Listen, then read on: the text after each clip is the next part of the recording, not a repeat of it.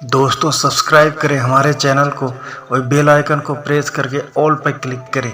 अकबर बीरबल में आज की कहानी फांसी से वापसी।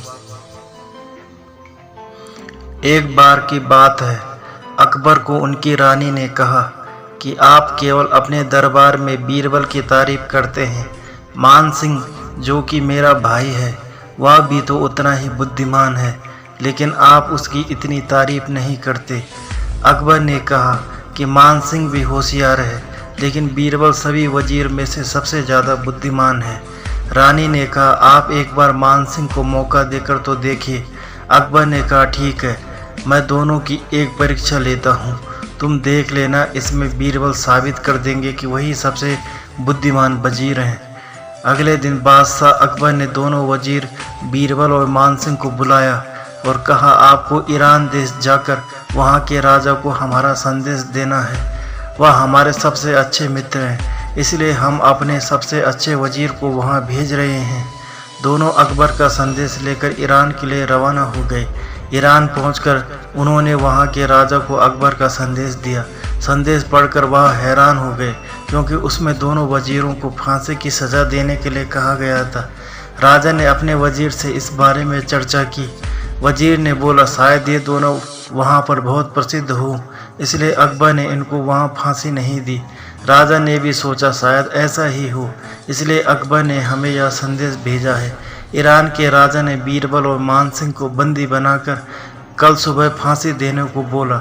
मान सिंह यह सुनकर बहुत दुखी हो गया और फांसी ना देने के लिए गुजारिश करने लगा, लेकिन सैनिक दोनों को बंदी बनाकर जेल में ले गए। जेल में जाकर भी मान सिंह बहुत दुखी था। उसने बीरबल को बोला हमको कल सुबह फांसी होने वाली है और तुम शांत बैठे हो, और दरबार में भी तुमने ईरान के राजा से कोई फरियाद नहीं की। बीरबल बोला तुम शांत हो जाओ, कल हमें फांसी नहीं होगी, मैं एक तरकीब बताता हूँ। अगली सुबह सैनिक दोनों को फांसी देने के लिए आए। फांसी की जगह पर जाकर दोनों आपस में लड़ने लगे। पहले मैं फांसी पर चढ़ूँगा कहकर राजा ने कहा तुम दोनों पागल हो क्या, तुम जल्दी मरने के लिए क्यों लड़ रहे हो। तब बीरबल ने कहा कि हमारे धर्मगुरु ने कहा था कि आज जो पहले फांसी पर चढ़ेगा वो अगले जन्म में राजा बनेगा, और जो उसके बाद फांसी पर चढ़ेगा वो प्रधानमंत्री बनेगा। हमारे धर्मगुरु कभी गलत नहीं होते। राजा ने अपने वजीर से बात की, शायद इनकी बात सच हो और हमारे पास इनको फांसी पर चढ़ाने की कोई ख़ास वजह भी तो नहीं है, इसलिए इन दोनों को अकबर के लिए संदेश देकर वापस भेज देते हैं। उन्होंने ऐसा ही किया और दोनों को रिहा कर दिया। अकबर के पास पहुंचकर मान सिंह ने ऐसा करने की वजह पूछी तो अकबर ने बोला मैं तुम दोनों की परीक्षा ले रहा था, लेकिन तुम यह बताओ तुम दोनों वहां से रिहा कैसे हो गए।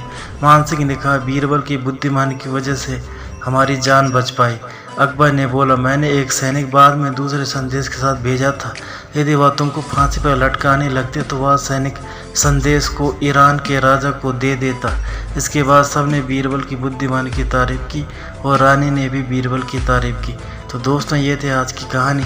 उम्मीद करता हूँ आपको कहानी पसंद आई होगी। अगर आपको कहानी पसंद आए तो चैनल को सब्सक्राइब करें, बेल आइकन को प्रेस करके ऑल पर क्लिक करें, वीडियो को लाइक तथा शेयर करें और हमें सपोर्ट करें।